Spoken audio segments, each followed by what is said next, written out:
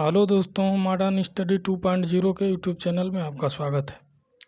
तो चलिए आज हम हिंदी स्टार्ट कर रहे हैं। हिंदी में हम वर्णमाला देखेंगे। इसमें स्वर और व्यंजन को पढ़ना है हमको। तो आज हम स्वर देखेंगे पूरा डिटेल में, ठीक। उसके बाद जो है नेक्स्ट क्लास में हम व्यंजन को पूरा देखेंगे। आज पूरा हम स्वर जो है कंप्लीट करने की कोशिश करेंगे। तो अच्छे से पूरे विस्तार से हमको समझना है, ठीक। आपको रटना नहीं है, बस जैसे मैं बताऊंगा आपको देखना है। एक से दो बार वीडियो देखना है, उसके बाद अपने आप सब याद हो जाएगा, ठीक। तो देखिए, हिंदी जो है हमारे जो भी स्टेट लेवल का एग्ज़ाम होता है, पुलिस का हुआ, एसआई का हुआ, या जो टीचर का हुआ, जो उसमें टेट होता है, केंद्र लेवल में जो सी टेट होता है, ठीक। बहुत सारा जो एग्ज़ाम है उसमें हिंदी जो है सिलेबस दिया रहता है।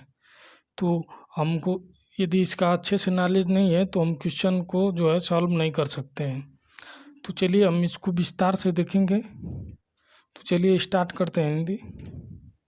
हिंदी का एक वीडियो मैं डाला था, लेकिन उसमें वॉइस जो है क्वालिटी सही नहीं था, इसलिए मैं उसको डिलीट कर दिया हूँ। तो चलिए फिर स्टार्ट से हम देखते हैं अच्छे से। चलिए, तो हिंदी जो है एक लैंग्वेज है। लैंग्वेज यानी भाषा है। हिंदी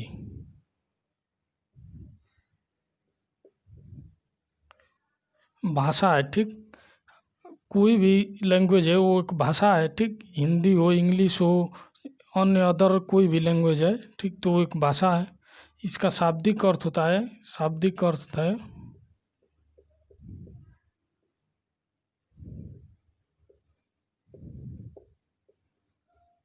विचार, ठीक। यानी भाषा का जो शाब्दिक अर्थ होता है विचार। कोई भी लैंग्वेज है तो लैंग्वेज लैंग्वेज पढ़ने का मतलब क्या है? हमको सीखने का। देखिए, कोई भी भाषा है तो वो जो दो लोग हैं, ठीक, उनके बीच जो संचार होता है, या तो लिखित रूप से हो रहा है, मौखिक रूप से हो रहा है, या सांकेतिक रूप से। तो भाषा जो है विचारों को आदान प्रदान करने का माध्यम है, ठीक। लैंग्वेज, कोई भी लैंग्वेज है, वो जो विचारों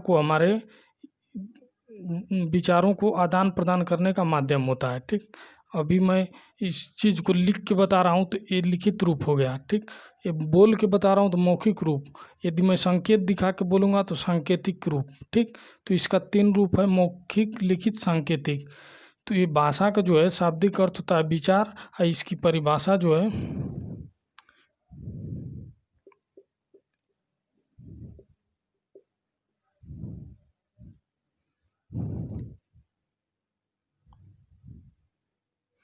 विचारों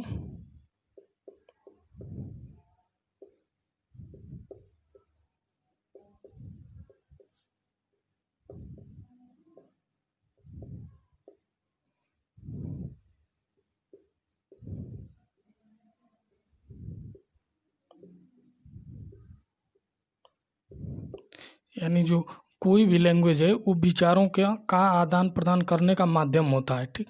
या हिंदी हो, इंग्लिश हो, उर्दू हो, ठीक, और कन्नड़ हो, मराठी हो, तेलुगु हो, तमिल हो, कोई भी लैंग्वेज है वो जो विचारों का आदान प्रदान करने का माध्यम है। लेकिन इम्पोर्टेंट ये चीज़ है कि जिन लोगों के बीच जो आदान प्रदान हो रहा है उन दोनों को प्रॉपर उस लैंग्वेज का जो है लैंग्वेज आना चाहिए। अभी मैं हिंदी में बता रहा हूँ तो जो लोग सुनने वाले हैं उनको हिंदी समझ में आ रहा है, ठीक। तो मैं बता रहा हूँ तो हमारे बीच संचार हो रहा है।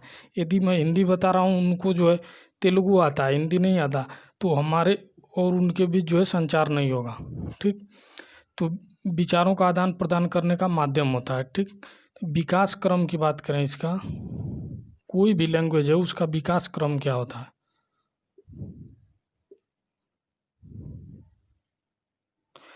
कोई भी व्यक्ति का जब जन्म होता है, ठीक, स्टार्टिंग में, तो वो जो आस पास उसके परिवेश में जो लैंग्वेज होता है तो उसको पहले वो सुनता है, ठीक। तो स्टार्टिंग में वो सुनेगा, उसके बाद जो बोलने की कोशिश करेगा,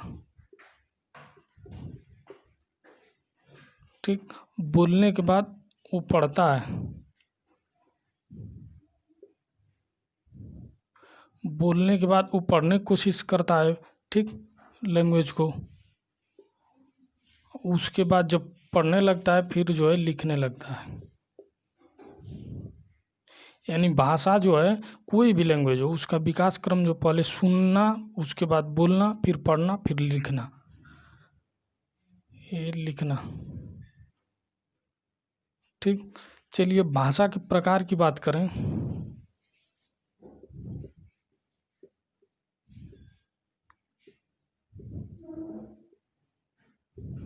देखिए प्रकार में बताया, एक मौखिक और लिखित और सांकेतिक। मौखिक,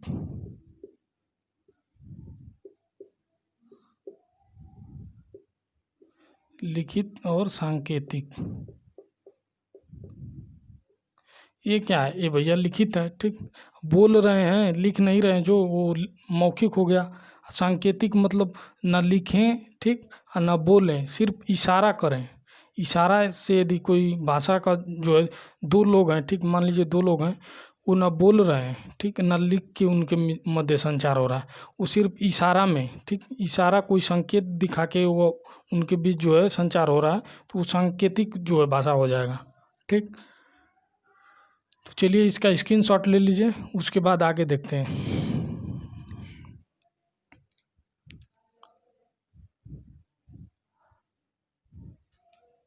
चलिए इधर दिखाई दे रहा है,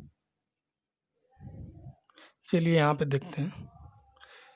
ठीक, भाषा का जो विकास कैसे हुआ, हिंदी हम लैंग्वेज पढ़ने जा रहे हैं तो उसका विकास कैसे हुआ। तो मूल भाषा जो है,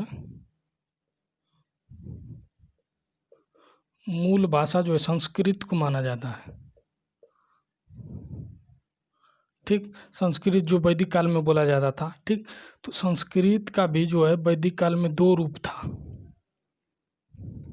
एक था वैदिक,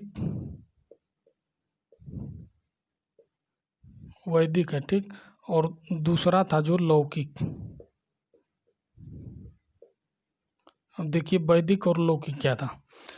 वैदिक जो वहाँ संस्कृत का ही दोनों पार्ट है। ठीक, वैदिक जो था वो कठिन था, लौकिक जो था सरल था। कैसे देखिए समझते हैं हिंदी से।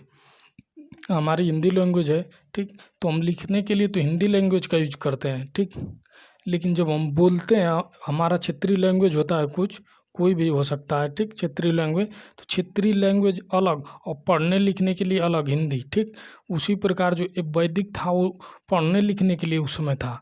लौकिक में जो है संस्कृत का ही रूप था। ये जो वैदिक थे से थोड़ा सरल था, तो ये लौकिक रूप था, ये वैदिक था। ठीक, तो ये कठिन था, ये सरल था। तो वैदिक में जो वेद लिखा गया, उपनिषद लिखा गया, ठीक, लौकिक जो था, लौकिक में महाभारत, ये पुराण जो है महाभारत और रामायण, ठीक, रामायण लिखा गया। ठीक, तो ये जो कठिन था तो इसको लोग बोलते नहीं थे, सिर्फ लिखे और भूल गए, पढ़े भूल गए। ठीक, लेकिन ये जो है इसको डेली यूज किया जा रहा है, जो कोई भी लैंग्वेज को यूज करने पे इसका जो है एक गुण होता है। देखिए यहाँ पे देखते हैं, गुण जो है ये हमेशा ये जो कठिन से सरल की तरफ,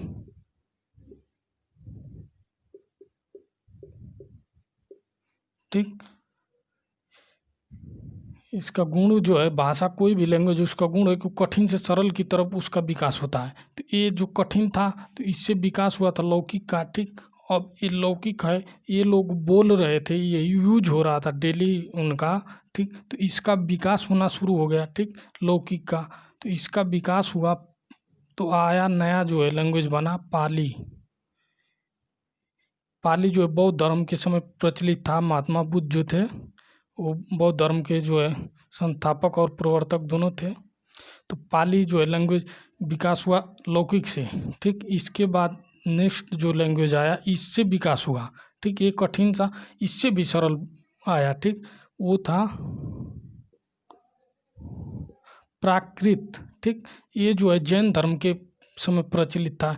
ये महावीर स्वामी जो 24वें तीर्थंकर थे ये जैन धर्म के, वो उन्होंने पांचवा महाव्रत जोड़ा था, ब्रह्मचर्य को जोड़ा था जैन धर्म में, तो वही है। ठीक, तो जैन धर्म के समय प्रचलित था प्राकृत। ठीक, इसके बाद जो है इसका विकास हुआ अपभ्रंश।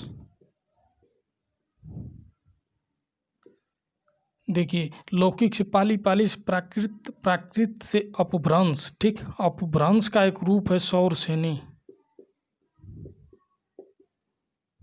ठीक, सौरसेनी से ही हिंदी का विकास हुआ। तो देखिए हिंदी का जो विकास कैसे हो रहा है। ठीक, लौकिक से पाली बना, ठीक, पाली से प्राकृत, फिर अपभ्रंश, फिर सौरसेनी, फिर हिंदी।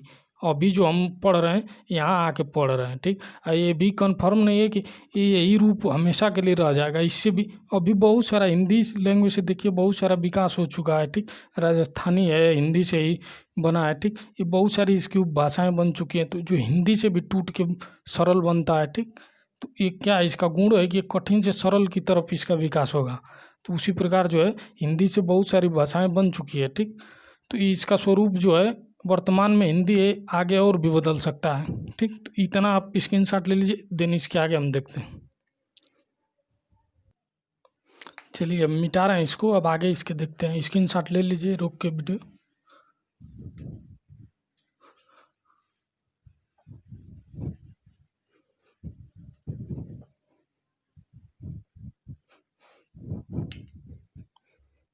चलिए देखिए, अब हम देखते हैं हिंदी व्याकरण पढ़ रहे हैं तो व्याकरण के अंग।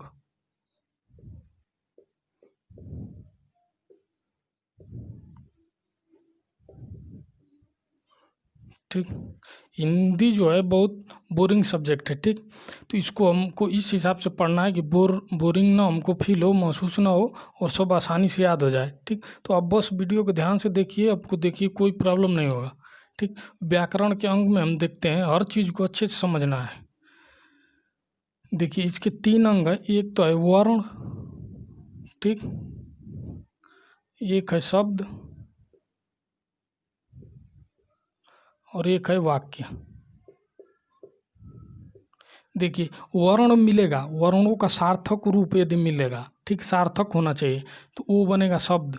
शब्दों का सार्थक रूप मिलेगा तो वाक्य का निर्माण होगा। ठीक, और वर्ण जो होता है ये जो है सबसे जो है वर्ण की जो है टुकड़े जिसके वो छोटी से छोटी ध्वनि।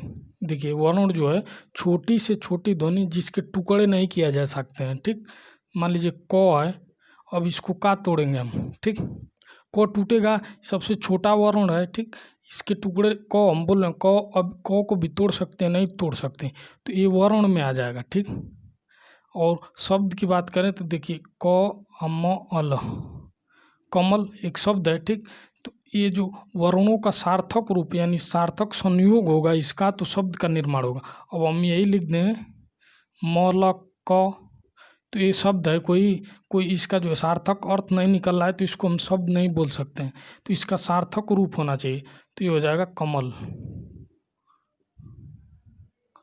अब वाक्य में अब शब्दों का सार्थक रूप आ जाएगा कमल। देखिए कमल एक फूल है। ठीक, ये क्या है, कमल एक शब्द है, ये शब्द है, ये शब्द है, ये शब्द है। ठीक, यानी सार्थक संयोग हुआ शब्दों का, तो वाक्य का निर्माण हो गया। ठीक, तो शब्द देख लिए, वर्ण देख लिए। वर्ण जो है छोटी से छोटी ध्वनि जिसके टुकड़े नहीं किए जा सकते हैं, एक सांस में उच्चारण होता है। ठीक, उसी को वर्ण बोलते हैं। तो चलिए हम वर्ण में हम देखेंगे स्वर और व्यंजन। इस चीज़ को देख लीजिए, इसको आगे देखा जाएगा शब्द और वाक्य को। इसमें हमको देखना है एक देखना है स्वर और व्यंजन। ठीक, तो आज हम स्वर के बारे में पढ़ेंगे। ठीक, इसको ख़त्म करने की कोशिश करेंगे पूरा, उसके बाद जो है व्यंजन को देखेंगे। चलिए स्टार्ट करते हैं स्वर। इसको नोट कर लीजिए, स्क्रीनशॉट ले लीजिए इसका, स्वर और व्यंजन। वर्ण का जो 2 पार्ट है, स्वर और एक व्यंजन। हम स्वर देखते हैं। देखिए स्वर कौन कौन से हैं, देखिए टोटल स्वर को लिखते हैं। देखिए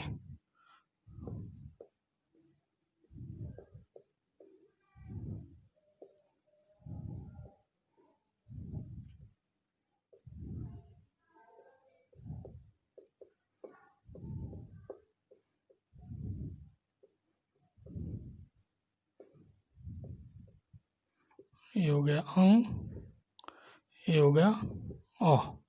ठीक, देखिए ओ आ छोटी बड़ी, छोटा ऊ बड़ा ऊ, री ए ऐ ओ औ अंग अ। ठीक, ये टोटल कितना हुआ? 13 हो गया। 11 तो ये 1 2 3 4 5 6 7 8 9 10 11 12।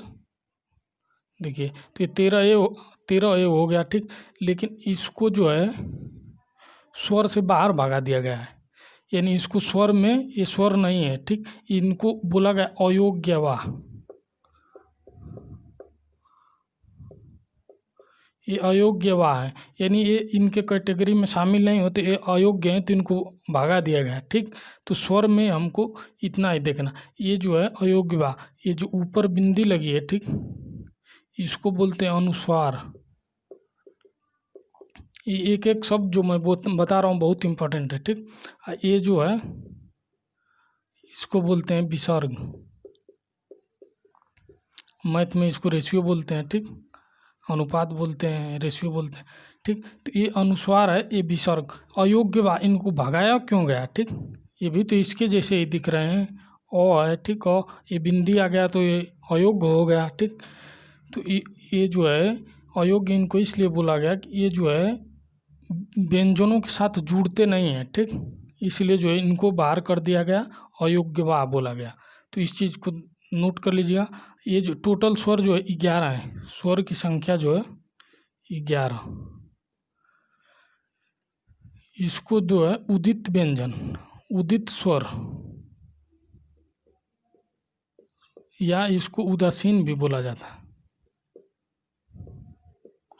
उदासीन स्वर। ठीक, उदासीन क्यों बोला जाता है इसको समझिए। देखिए और मान लीजिए हमको आम लिखना है, काम लिखना है। ठीक, इसमें क्या है? क है, ठीक, प्लस आ है, प्लस म है, प्लस अ है। ठीक, देखिए इस छुपा है क में का, तो क में इसको स्वर रहित किए तो इसमें से आ बाहर आ गया। म है, ठीक, म में अ छुपा है तो इसको बाहर किए। ठीक, तो ये आ की मात्रा को तो हम ऐसे दर्शा सकते हैं। ठीक, लेकिन देखिए ये आ है, ठीक, तो इसको हम मात्रा को दर्शा सकते हैं, लेकिन जो अ है, अ का मात्रा सिर्फ इसको सिंगल मात्रा लिखना के लिए बोल दिया जाए तो अ को नहीं दर्शा सकते हैं। ठीक, इसलिए जो है इसको उदासीन बोला गया। इसका मात्रा अलग से नहीं हम दर्शा सकते हैं, इसको लिखना पड़ेगा अ, तब इसका मात्रा, अ का मात्रा नहीं दर्शाया तो इसीलिए इसको उदासीन बोला गया। चलिए इतना स्क्रीनशॉट ले लीजिए, इसके बाद आगे देखते हैं।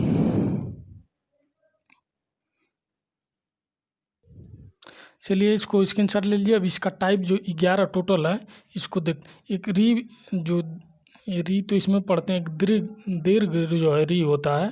ठीक, इसको जो है संस्कृत में पढ़ा जाता है। ठीक, स्वर होता है जो, इसको हिंदी में नहीं पढ़ना है हमको। चलिए इसको नोट कर लीजिए, आगे देखते हैं। टोटल 11 है, उसको 11 को हमको उसका टाइप देखना है। देखिए पहला जो है मात्रा या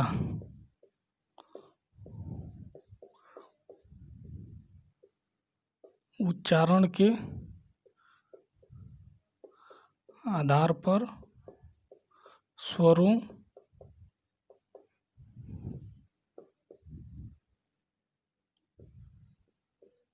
वर्गीकरण। ठीक, फर्स्ट जो है मात्रा या उच्चारण के आधार पर जो है स्वर को हम बांटेंगे कितने भागों में। देखिए इसको जो है ह्रस्व स्वर, ठीक, और सेकंड जो है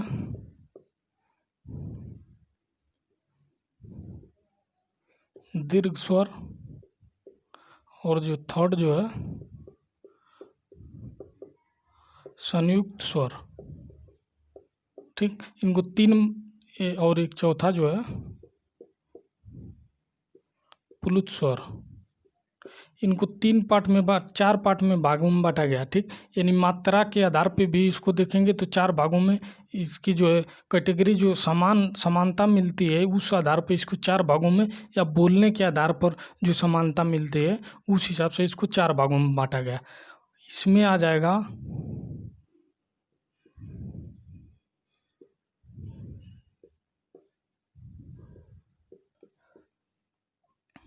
ये छोटी ही है, ठीक।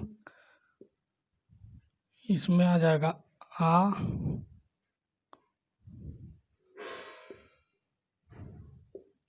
बड़ी बढ़ाऊँ, ठीक।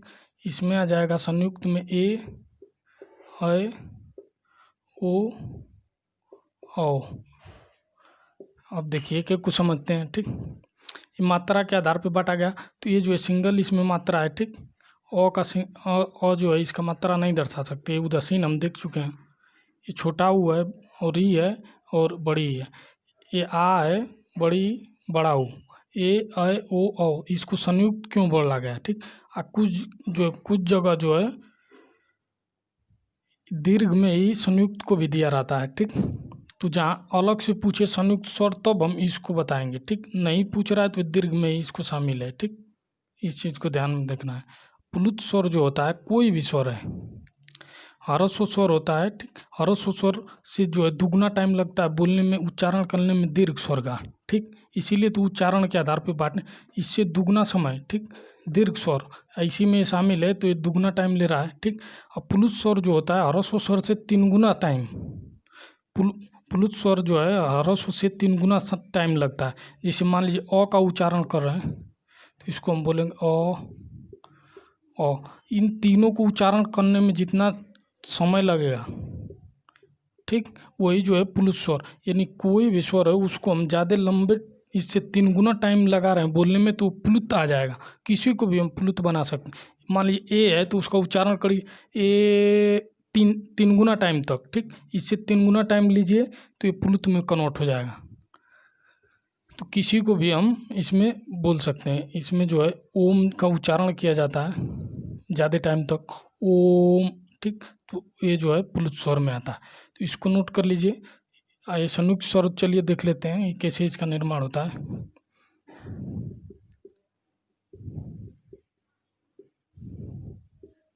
ओ आ, अब प्लस छोटी बड़ी, ये संधि में देखेंगे अच्छे से मिलेगा तो ए बनेगा।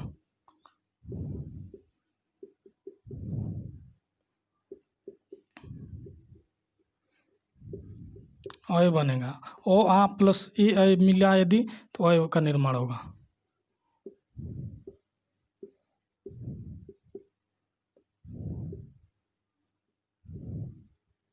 ओ आ प्लस छोटा ऊ बड़ा ऊ मिलेगा तो ओ का निर्माण होगा, ठीक। ओ आ प्लस ओ औ मिलेगा तो औ का निर्माण होगा, ठीक। ये संयुक्त इसलिए बोला गया है, देखिए ये दो जो है स्वरों से मिल के बन रहा है, यानी जुड़ के बन रहा है, इसलिए जो है संयुक्त स्वर है, ठीक। ए, ऐ, ओ, औ, तो ये जो है देखिए औ, ये जो अलग अलग भी बन सकता है, कंफ्यूज नहीं होना। औ हो या छोटी ई, ये दोनों मिलेगा तो भी ए बनेगा। औ और बड़ी ई ए मिलेगा तब भी ए बनेगा। उसी तरह आ और छोटी ई से भी ए बनेगा, आ और बड़ी ई से भी ए, ठीक। उसी प्रकार सब है। तो ये जो है दो स्वरों के जो है जुड़ने से बनता है, इसलिए संयुक्त स्वर, ठीक। इतना स्क्रीनशॉट ले लीजिए, आगे इसके देखते हैं। चलिए अब नेक्स्ट जो सेकेंड नंबर देखते हैं, वो इसका जो है विभाजन कैसे हुआ। ओष्ठ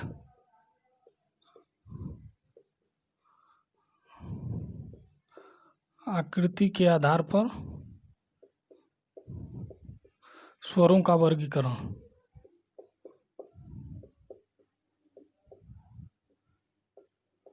अब वो ओष्ठ की आकृति के आधार पर कैसे हम बांट सकते हैं। देखिए हम कोई भी स्वर का उच्चारण कर रहे हैं तो वो ओष्ठ जो है उसकी आकृति जिस प्रकार की होगी उसी आधार पर जो है इसको बांटा गया, ठीक। यदि हम बोल रहे हैं, कोई सब स्वर उच्चारण कर रहे हैं, यदि बोलने पे हमारे ओठ का आकार यदि गोल हो रहा है, ठीक। बोलने में जैसे ओ बोलिए, छोटा ऊ बोलिए, बड़ा ऊ बोलिए, ठीक। तो बोलने पे जो हमारे ओष्ठ का जो है आकार जो होता है गोल हो जाता है, तो उसके आधार पर इसको बांटा गया। एक होता है इसमें वृत्तमुखी, ठीक। चलिए देखें, एक होता है ये वृत्तमुखी हो गया, ठीक। एक हो जाएगा अर्धवृत्तमुखी। अब इसमें कौन कौन आएगा, वही 11 जो हम देखें स्वर, उन्हीं को जो है अलग अलग जो विभाजन हो रहा है, जो है बहुत इंपॉर्टेंट है। एग्जाम में पूछता है कि और वृत्तमुखी स्वर बताइए, तो पढ़े रहेंगे तभी पता रहेगा। तो ये देखिए, बोलने पे जो गोल आधा हमारा पूरा जो है ओष्ठ का आकृति गोल हो जा रहा है तो वृत्तमुखी में आएगा। और आधा जो है गोल हो रहा है बोलने पे तो अर्ध वृत्तमुखी में। देखिए बोल के देखिए आप, ये देखिए इसमें आ जाएगा छोटा ऊ, उच्चारण करके देखिए साथ में, बड़ा ऊ, ठीक, ओ और औ, ठीक, और एक आ जाएगा हाँ, ठीक, ये आ दूसरा है, ठीक। तो इसमें टोटल जो है 5 आ गया, ठीक, ये वृत्तमुखी में। अब बाकी जो बच गया वो इसमें आ जाएगा। इसको उच्चारण करके देखिए, ए आय ओ इसमें हो गया, ठीक, री जो बचा है उसको इसमें डाल दीजिए, और आ छोटी बड़ी इसी में आ जाएगा, ठीक, छोटी ई बड़ी,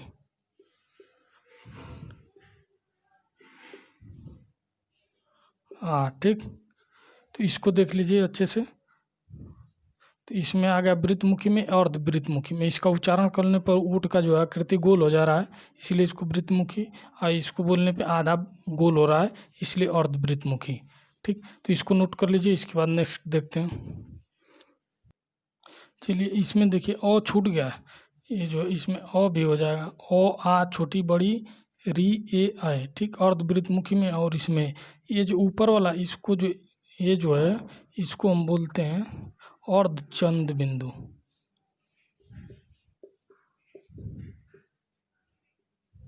ठीक। ये जो है ऊपर ऐसा लगा मिले, ये बिंदु ऊपर लग जाएगा तो चंद्र बिंदु, ये नहीं लगा रहेगा, ठीक, ऐसे सिर्फ ऐसे रहेगा तो और चंद्र बिंदु। ये जो है विदेशी स्वर है, विदेशी स्वर, ये जिस पे ये लगा है वो मिल जाए तो विदेशी स्वर है। ये आ के ऊपर यदि ये लगा मिलेगा तो ये जो है ये विदेशी स्वर है, ठीक। इस विदेशी स्वर को आगत स्वर भी बोलते हैं। आगत का मतलब आया हुआ, ठीक, बाहर से आया हुआ, ठीक, आगत स्वर भी बोलते हैं, ठीक। तो इसको अच्छे से देख लीजिए। चलिए इसके बाद आगे देखते हैं, स्क्रीनशॉट ले लीजिए। चलिए दोस्तों, तो ये तीसरा देखते हैं, जीभ की क्रियाशीलता के आधार पर। जीभ की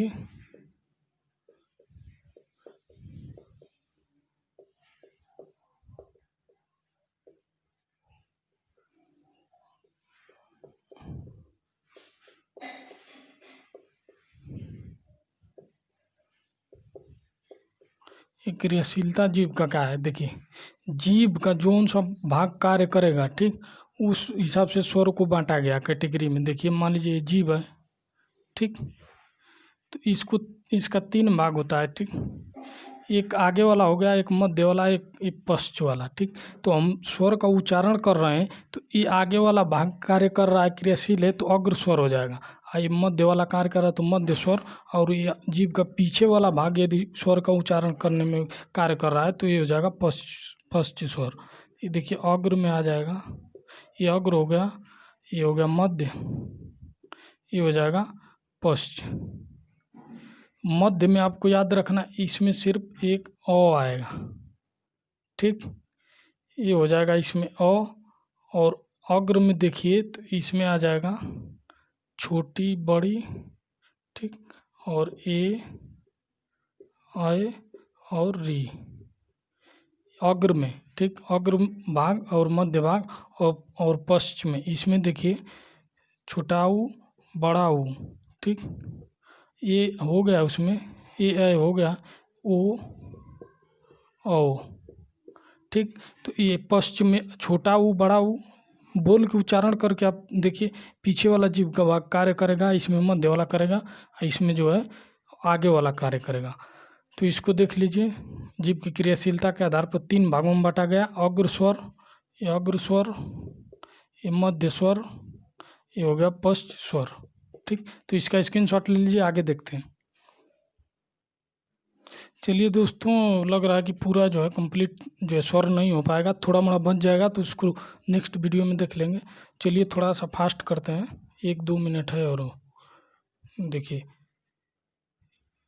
यदि तालु, ठीक, तालु की स्थिति के आधार पर, ठीक, यानी तालु जो है जीभ का हमारे मध्य वाला के जस्ट जो है पीछे वाला ऊपर वाला तालु होता है, जैसे ये आगे दांत हो गया, उसके बीच हमारा मसूड़ा आता है, उसके बाद तालु स्टार्ट होता है। तो तालु यदि बंद है, ठीक, एक स्थिति आएगी कि वो बंद हो जाएगा उच्चारण करते समय, एक रहेगा वो खुला रहेगा, ठीक। तो जब बंद है, ठीक, तो जो हमारे ध्वनि निकलेगी तो उसको हम बोलेंगे समृद्ध। जो स्वर का उच्चारण होगा यदि तालु बंद है, ठीक, पूरा जो ध्वनि आ रही है तो समृद्ध ध्वनि आएगी, और यदि खुला है तो वो आएगा विपरीत, ठीक। यदि आधा बंद है तो अर्ध समृद्ध, समृद्ध। यदि आधा खुला है तो अर्ध विपरीत। चलिए इसमें देखते हैं कौन कौन से आते हैं, ठीक। तो इसमें हो जाएगा बड़ी ई और बड़ा ऊ, इसमें हो जाएगा छोटी ई और छोटा ऊ, ठीक। तो इसको देख लीजिए, समृद्ध में ये जो बड़ी ई बड़ा ऊ, और इसमें हो जाएगा छोटी ई छोटा ऊ, और विपरीत में देख लीजिए ये हो जाएगा आ ए और औ विपरीत में, ठीक।